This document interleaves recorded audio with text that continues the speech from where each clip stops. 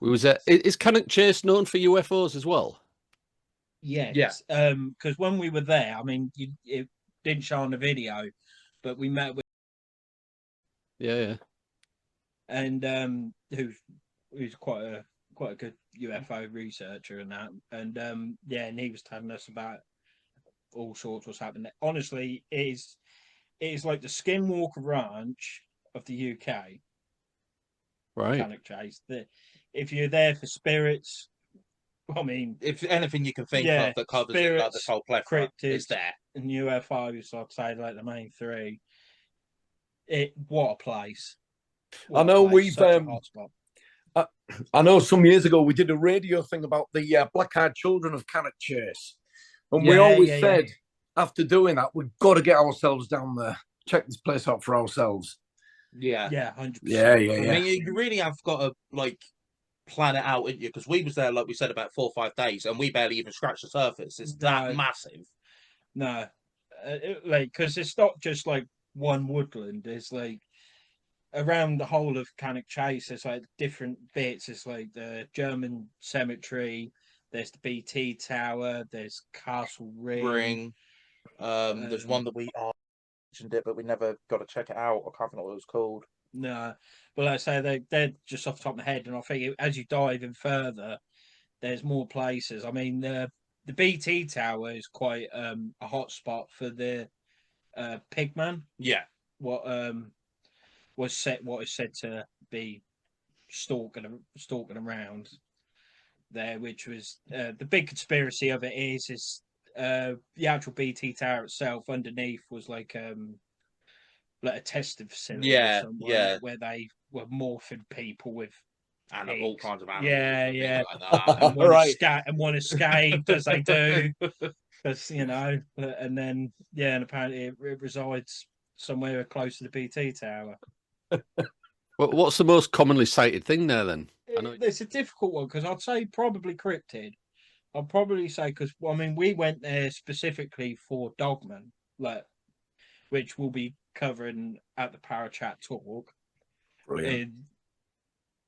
So like what you'd say is a werewolf, and there's a lot of sightings of Dogman-like creatures, especially at the German cemetery. Yeah, because again, whole thing apparently Nazis were doing experiments and made super soldiers with wolves or dogs or whatever, and they say that they prowl around that region, trying to find their resting place, like their human side. I don't personally believe that, but saying that, we did see a couple of things around that area where it's like there's something there. Yeah, and like you say, that there is stuff there. Like people might not believe us. That's totally fine. Like I'm not. It's not going to make me lose sleep, but we saw what we saw, and let's put it this way: let's say that was November, but every time I close my eyes, I could still see it. Yeah, I honestly I can't wait because I'm like, it's just. I mean, luckily we've been finding like more things happening in our neck of the woods because we're from East Anglia, so we're a little bit away. And then Ian told us about Parachat and said like they like you're great guys and everything, and if you can try and get with them, try and get on there. So he was like, so that was like say less. That's when I messaged you. Yeah. Going back to your Dogman sighting, can you describe to us what you saw? Obviously, not giving too much away. Yeah, I don't want to give too much away. There's NDAs and all sorts. But how can we describe it without saying it? I'm not saying what we saw was definitely a Dogman. Right. 100% say that. It could have been literally anything, like any. All I'm saying is it was predatory. Yeah. Whatever we saw was predatory because of how it acted. I was just going to say, was that given away by the behaviour? What was it actually doing? Was it like stalking you? Or? Well, when whatever we saw, I got, you got to try like whatever we saw. It, I think how in the proximities that we were, if that was a deer or something like that, it would have bolted. It would have gone. It'd have gone. But these were forward-facing eyes. Right. It was just like glued to us. It was staring at us, and it was like half like moving side to side. It was like just trying to scope us out. Yeah. But then I think it like realised there was a number of us, and it just skulked back. It didn't bolt or nothing like that. It just skulked back into the undergrowth. And I mean, I kick myself. I think I've said it before, but I kick myself that because I'm. It sounds daft, but I kick myself that I didn't like go after it. Like that is like I've seen enough horror films to know that's the worst idea ever. But there's just that's something in me, that I wish I just went for it and thought if I died getting ripped apart by a dogman, that is something cool that's going to go on my gravestone. Do you know what I mean? Like, yeah. Rather than I told you I was ill. Yeah. How big would you say this thing was? How big did it stand? Would you say 4 or 5 foot off the ground? It was crouched. It was definitely Let's say it could have been. The way I see it is, if it weren't a dogman, it'd have been an ABC. It'd have been an alien big cat. Right. It is right. To me, it is one of them. Yeah, definitely. Like you said, it weren't a deer because it would have bolted. It was too big to be like some kind of bird on the ground. Oh God, no! And I think the interesting thing was you already said there were two forward-facing eyes. Only predators have forward-facing eyes, don't they? Exactly. Yeah. Exactly. Has there been reports of anyone ever getting attacked? I'm not too sure. I don't think so. Not by dogman anyway. I might be wrong. Honestly, one of the best people to look up who knows about that place is like that. That's how I found out about Cannock Chase, and this was back in 2019, 2020. That's when I got really big into cryptozoology, and I went back to work after lockdown, and I was like looking for a podcast to listen to and I found hers, and loads of different episodes kept going on about Cannock Chase, and then the dogman at Cannock Chase, and it got me thinking, like, what's a dogman? That just sounds daft. Yeah. And I looked it up, and then that's when I found out about like Beast of Bray Road, the Michigan dogman, and stuff like that. And like, oh, people are actually seeing things, like seeing these things, and it's like the classic depiction of a werewolf. And it was like, oh, I mean, I've always loved like monster films and stuff, like Van Helsing. It's one of my favorite films. And so I was like, if these things are real, I need to get out there. Goatman's another popular one as well, isn't it? Yeah, Poke Lake Monster and stuff like that. Yeah, the Maryland Goatman. Yeah, brilliant. Yeah, love all that kind of stuff. Absolutely brilliant. Yeah. There's something about like a half man, half animal creature. What real fuels me, because it just seems like because humans are the superior race. We all know that humanity, but it just feels like the only thing that can take on a human, like really, is a half man, half something that's got like the best of both worlds.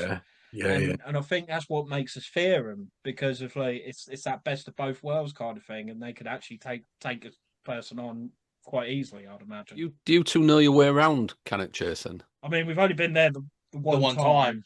That was our first time actually going there. But I mean, if we was to go back, we could point out exactly where we saw this thing. 100%. Beyond a shadow of doubt. I know exactly where it was. Yeah, 100%. But 100%. Other than that region, because we didn't really stray too far out of that region. We had that woodland section. Yeah. That part then, but we did venture out and that, but it was like pitch black, and it was only like tracking back through like game trails and that we was able to find our way back on one night, especially. When we was all retired at that point. Yeah, I'm just thinking we might need a guard if we go out there. Oh, count me in. Yeah. Count us in. That would be cool. I'll bring you traps. How long have you been investigators then, researchers. Pretty much ever since we started the podcast, Yeah, weren't it? yeah. So that we was- started that in 2022. Nah, 21, I think. No, was it 22? 22. Was 22? Yeah, Oh, I don't know. pretty sure it was 22. And I'll have a look. But yeah, we started in 2022, and I think we've done our first. The first one was a paranormal hunt, weren't it? Yeah. And that was the following year, or was it the same year? No, same year, I believe. Was it? I think it might have been. Honestly, They're all sort of jumbling into one. I'll soon find out. But yeah, that was at Wish Beach Castle, which is 2 minutes from us, and it was a shop, like a macabre shop that we know of, and that was good. And we met, like say again, we met some great people there, like very like-minded people and stuff, and we met another team there, and we became quite good friends with them. We've done a couple of investigations with them since. Yeah. Nene Valley Railway, and that was because I've always been a bit of a skeptic when it came to the paranormal, because I'm a skeptic about it all, to be fair. I think it helps. I think. Yeah, you got. I feel like you got to be really in the field. But a year after 2023, we done the first investigation. Right. But I mean, Wish Beach Castle, we had a really, really good session. Yeah, didn't we? 100%. And in Nene Valley, there was the thing that always sticks out for me. I think that was the first time we went where the footage got corrupted. Yeah. But they were showing us round the whole site, and we got round, and there was because an old railway yard, and there's all trains in there, and it was a carriage, and one of the blokes, Pete, said can you see that? And I was I weren't really paying much attention because it was just a walk around. Yeah. Just keep your eye over there, which I know is always that power of suggestion. But let's say I was being very skeptical of it. I'm looking, and then also it just I describe it looked like someone with a big nose, quite a big nose, and they turned the head, and as soon as that happened, I had a real loud ringing sound go off in my ear, and all the hair on my body went on end, and it shook me a bit, didn't it? Yeah. And I was like, "Oh, I don't know about this, boy."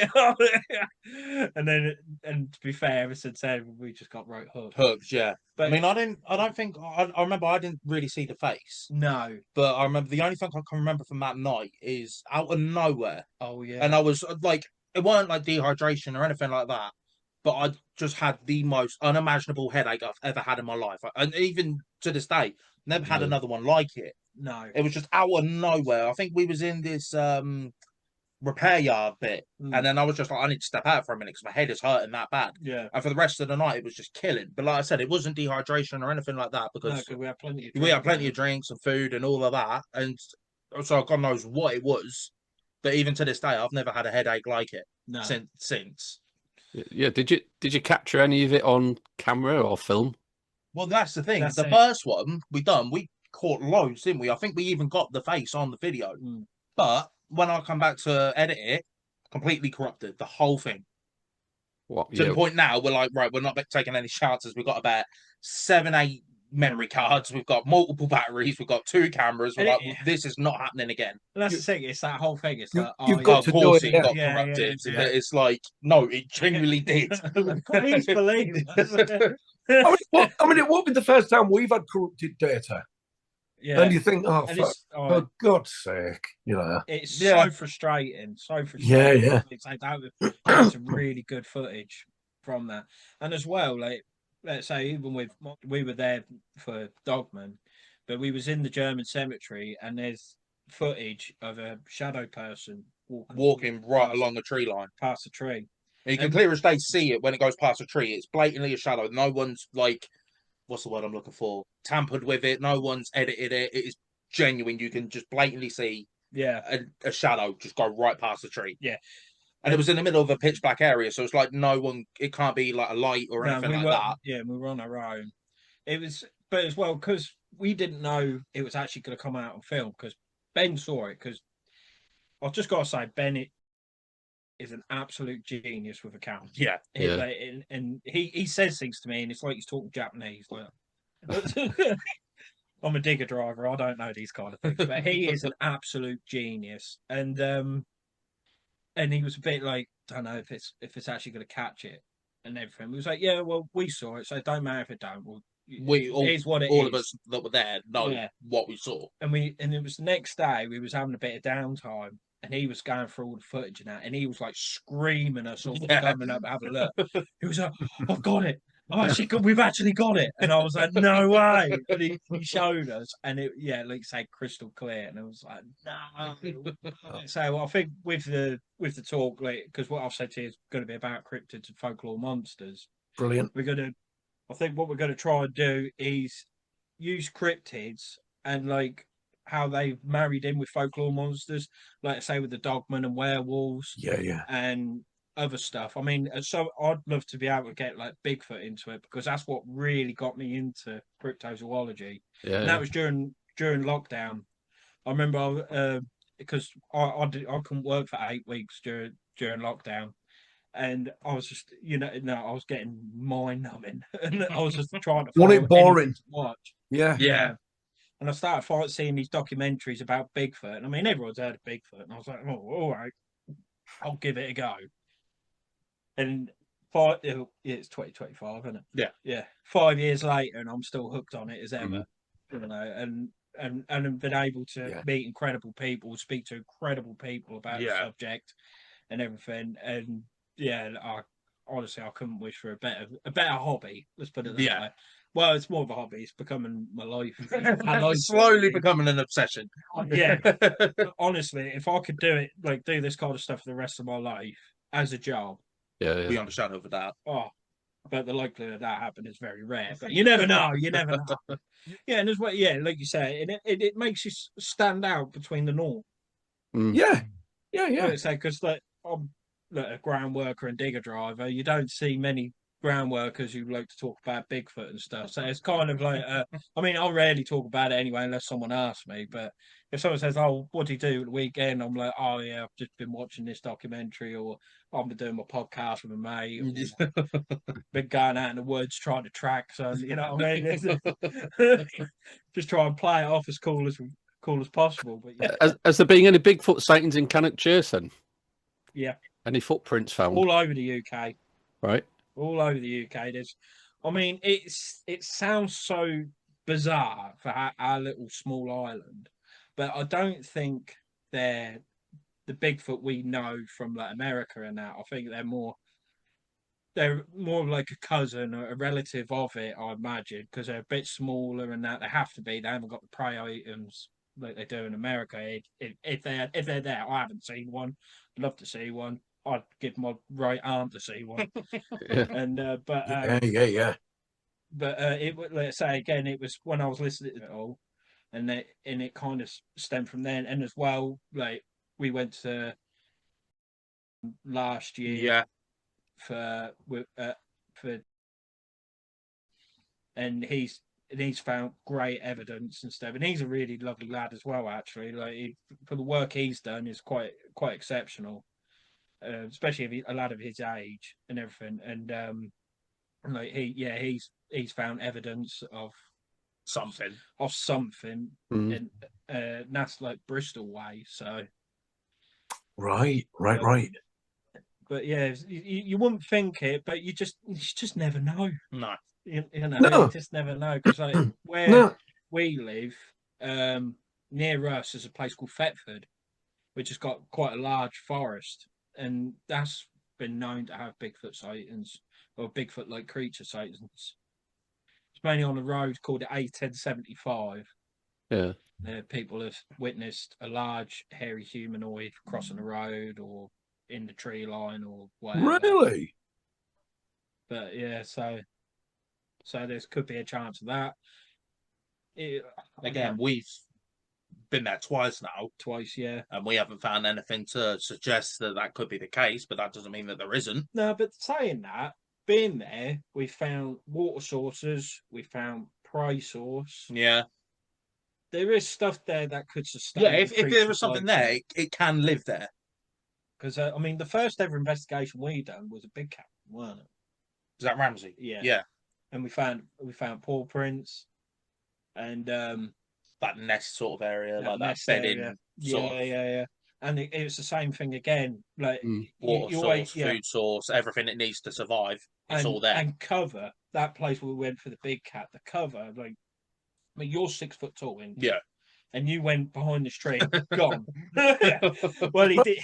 Right. I didn't realise there was a drop at the back of this. It was like this snap tree, massive, huge thing, and I thought, all right, I'll just hop that. Didn't realise there was a gap underneath it, so as I've gone over the tree, boom, I'm gone. So, and like he said, he was on the other side, and he couldn't even see me. So a 6 foot fat sod can hide in there. Well, you big bone. You big bone. A big cat can easily hide in there. Yeah, exactly.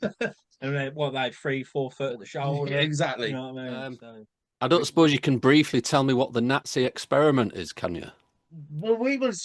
well, how did we even get onto that? We was on about the creepy pastas or something like that. It was the Russian sleep experiment, which obviously is a fabricated story.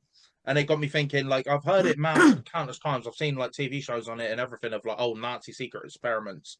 And it was like, oh, what's this? And there's so many, you could be here all day talking about them, but the ones we covered was like basically the disgusting things they were doing to like the Jews and things like that, and basically just trying to figure out ways to help better the front line, so to speak. So they'd be doing things like I've got a thing off the top of my head now. oh, you pressured him. Yeah, you're pregnant. I've gone brain dead. What did they do? There was like, I know they were like gassing so many to see if they could like how their body reacts to it, and if there's certain like medication that they can take so they can withstand it, and things like sleep deprivation, all that kind of thing. Basically, just trying to figure out ways to help the German front line, which obviously didn't work. But thank God. But no, just some of the most horrific things they were doing, and 9 times out of 10 it was to women and children as well.